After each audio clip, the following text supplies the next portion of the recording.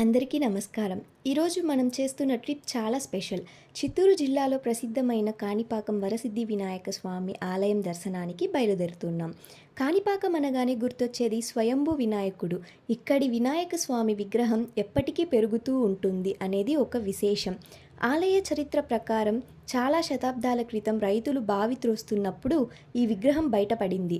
అప్పటి నుంచి ఇక్కడ స్వామి మహిమలు విస్తృతంగా ప్రచారం అయ్యాయి. ప్రతి సంవత్సరం భక్తులు పెద్ద సంఖ్యలో ఇక్కడికి వస్తారు. ముఖ్యంగా గణేష చవితి సమయంలో జరిగే బ్రహ్మోత్సవాలు అద్భుతంగా జరుగుతాయి. ఇప్పుడు మనం ఆలయ ప్రాంగణంలోకి వెళ్ళి స్వామివారి దర్శనం తీసుకొని ఆ అనుభూతిని మీతో పంచుకుంటాం.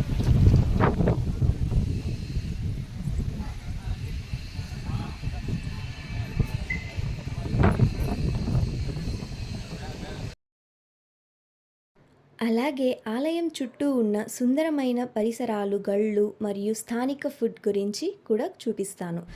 అయితే ఆలయ నియమాలు పాటిస్తూ ఫోటోలు లేదా వీడియోలు అనుమతించిన చోట్ల మాత్రమే వీడియోస్ తీస్తున్నానన్నమాట. చివరగా మీరు ఎప్పుడైనా చిత్తూరు వైపు వస్తే కాణిపాకం దర్శనం తప్పక చేసుకోవాలి. నిజంగా మనసుకు శాంతి, ఆధ్యాత్మిక ఆనందం ఇస్తుంది.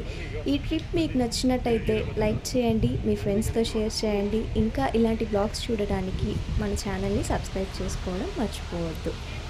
మరి ఇప్పుడు మనం కాణిపాకం వినాయకుని దర్శనం వైపు వెళ్ళిపోదాం. Thank you.